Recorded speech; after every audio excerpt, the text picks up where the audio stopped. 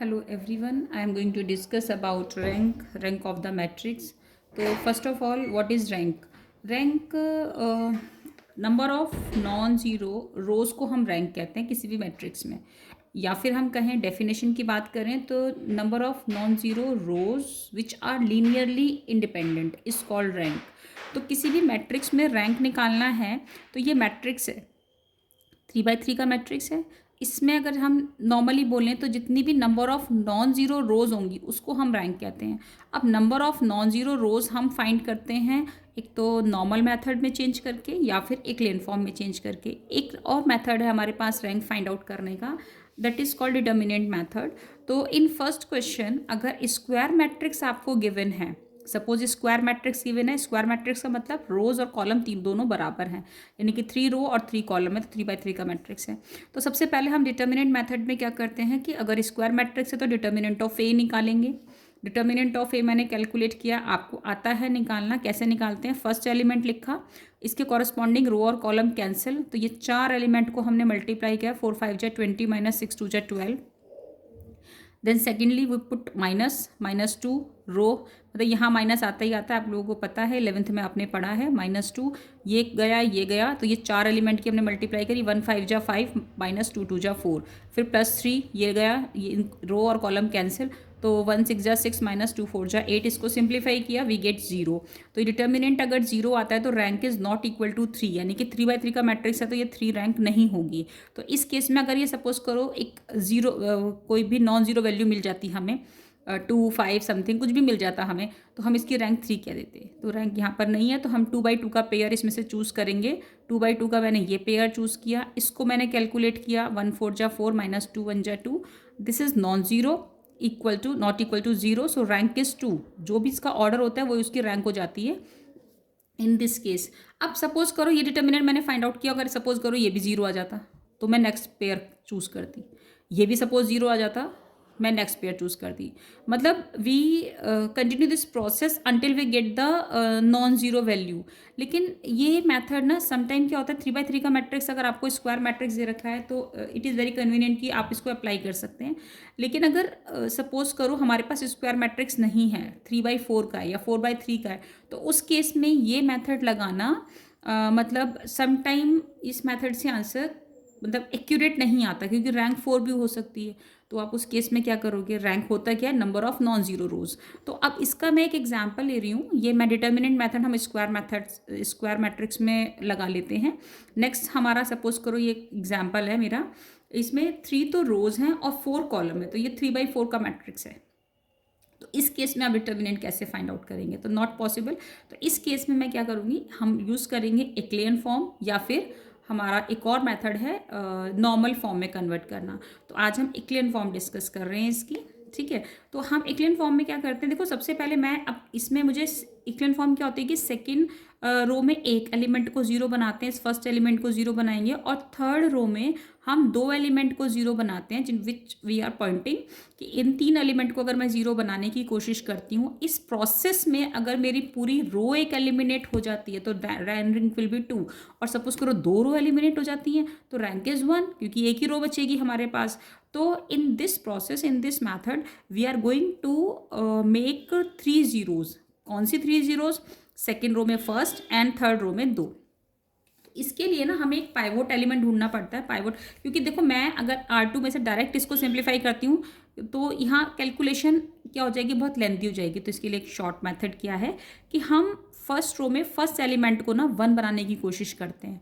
तो ये 1 कैसे बनेगा, देखो 1 बनाने के लिए या तो मैं इसको 2 से डिवाइड कर दूँ तो ये तो 1 बन जाएगा, वेरी गुड। लेकिन फिर वही जो ये वाला मेथड मैंने लिखा है, इसी तरह से यहाँ पर फ्रैक्शनल वैल्यू आ जाएगी 3 by 2, है ना, 1 by 2, तो उसको सब्ट्रैक्ट करने में थोड़ी सी मुश्किल होती है। तो इसके लिए हम क्या कर सकते हैं, इसको ना करके हम इसको नहीं करते, हम क्या करते हैं कि इसमें 2 से मल्टीप्लाई करके R2 में से माइनस करते हैं, है ना। तो R2 को मैं चेंज करती हूँ 1 बनाने के लिए, देखो कैसे, ऐसे समझ में नहीं आएगा। मतलब R2 को मैं चेंज करूँगी, R2 - 2R1, देखो 1 बनाने के लिए कैसे करेंगे, पहले मैं R2 को लिखूंगी। R2 क्या है मेरी, 5 2 0 -1। अब मैं लिखती हूँ 2 से मल्टीप्लाई, तो 2 2 जा 4, 2 3 जा 6, 2 4 जा 8, -2 1 जा 2, मतलब इसमें 2 से मल्टीप्लाई कर दी। I am going to subtract. ये कितना बचेगा 1, ये -4, ये -8 और ये बचेगा आपका 1। तो ये आ गया। तो मेरा जो ये वाला फर्स्ट सेकंड रो है ये चेंज हो गया, कोई नहीं, सेकंड रो भी चेंज होता है तो कोई प्रॉब्लम नहीं है। 2 3 4 -1 1 -4 -8 1 एंड -4 5 12 -1। देखो जो मेथड मैं यहाँ कर रही थी, मतलब मैं फ्रैक्शनल वैल्यू को लेकर चल रही थी, रैंक उससे भी निकल जाएगी। पर उसमें क्या होता है कि ना कैलकुलेशन इस मेथड से क्या होती है कि लेंदी हो जाती है, कि आपको सब्ट्रैक्ट करने में फ्रैक्शनल वैल्यू को दिक्कत आती है। तो इस केस में हम क्या करेंगे कि हमने कहीं पर भी सेकेंड रो में इसको मैंने 1 बना लिया सपोज सब्ट्रैक्ट करके।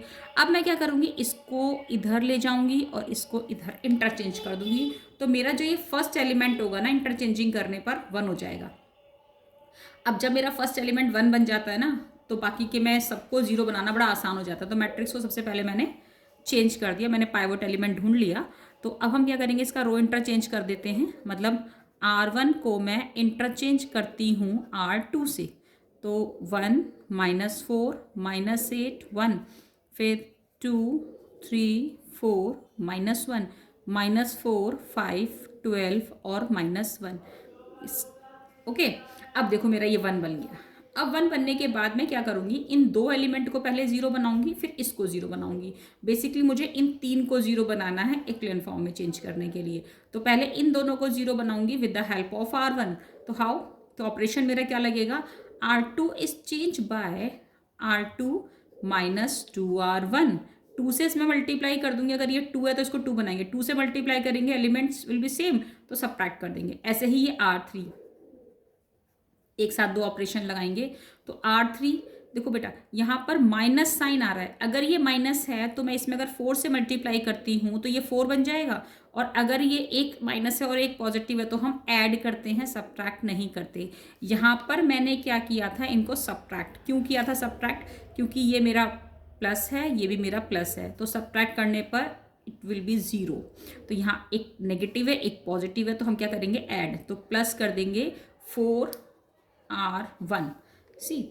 तो ये बनेगा मेरा मैट्रिक्स, कन्वर्ट हो जाएगा 1 -4 -8 1 0। देखो कैसे करते हैं, मैं लिख देती हूँ एक बार। ये मेरा जो ऑपरेशन है मैंने R2 का लिखा था, तो R2 मेरा है आप 2 3 4 -1 और 2 से मल्टीप्लाई करेंगे 2 -8 -16 एंड 2। सब्ट्रैक्ट करने पर साइन चेंज हो जाएंगे, 0 11 and 20 and this is -1 and -2 is -3। तो ये आएगा मेरा रो 0 11 20 -3 एंड थर्ड रो में -4 5 12 एंड देन लास्ट इज 1। अब मैं इसमें 4 से मल्टीप्लाई करूँगी, तो 4 -16 -4 8 32, देन नेक्स्ट इज 4 सी। अगर हम प्लस करते हैं 0, देन ये आएगा आपका -11, ये आएगा आपका -20, ये आएगा आपका 3। तो ये बना 0 -11 -20 एंड 3। अब देखिए यहाँ पर देखो ऑटोमेटिकली थर्ड रो अपने आप 0 बन रहा है कि नहीं बन रहा है, देखो दिखाई दे रहा है साफ साफ कि अगर मैं इन दोनों को ऐड कर दूँ तो I am getting this row will be completely 0 क्योंकि elements are same and sign are opposite. तो हम क्या करेंगे, R3 में मैंने क्या बताया कि एक्लेन फॉर्म में चेंज करने के लिए एक ये 0 एक ये दोनों 0। अब मेरा जो ऑब्जेक्टिव है वो ये है कि इसको 0 बनाना है मुझे किसी भी तरह से। अब कैसे बनाऊँ, इसकी हेल्प से बना सकती हूँ, है ना। इसकी हेल्प से नहीं बनाएंगे, पहले इसकी हेल्प से मैंने इन दोनों को 0 बनाया, अब मैं इसकी हेल्प से इसको 0 बनाऊंगी। तो मैं R3 को चेंज करूँगी R3 + R2, तो ऑटोमेटिकली थर्ड रो मेरी क्या बन गई, 0 1 -4 -8 1 0 11 20 -3 विल रिमेन सेम 0। इन दोनों को ऐड करने पर 0 0 0। तो थर्ड रो completely vanishes. तो अब मेरा जो इसमें जो number of non zero rows हैं वो ये 2 हैं. अब यहाँ पर मैं इसको अगर मैं इस रो की बात करूँ जीरो बनाने की तो मैं इसको बना ही नहीं पाऊंगी पूरा जीरो, क्योंकि अगर मैंने इस एलिमेंट को जीरो बनाया with the help of this तो यहाँ पर इसका 1 का जो भी कॉरस्पॉन्डिंग एलिमेंट होगा वो यहाँ प्लेस हो जाएगा. तो ये प्लेस हो गया यहाँ पर, ये जीरो बन गया तो भी रो जीरो नहीं बनेगी. तो it is not possible to make the second row is zero. तो हमारे पास जो यहाँ पर number of non zero rows हैं वो हैं 2. तो रैंक हो गई हमारी कितनी 2.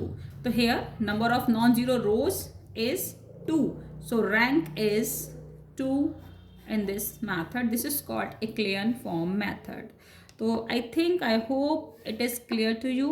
तो नेक्स्ट क्वेश्चन में नेक्स्ट वीडियो में we will discuss the normal form, मतलब एक क्वेश्चन हम नॉर्मल फॉर्म से करेंगे.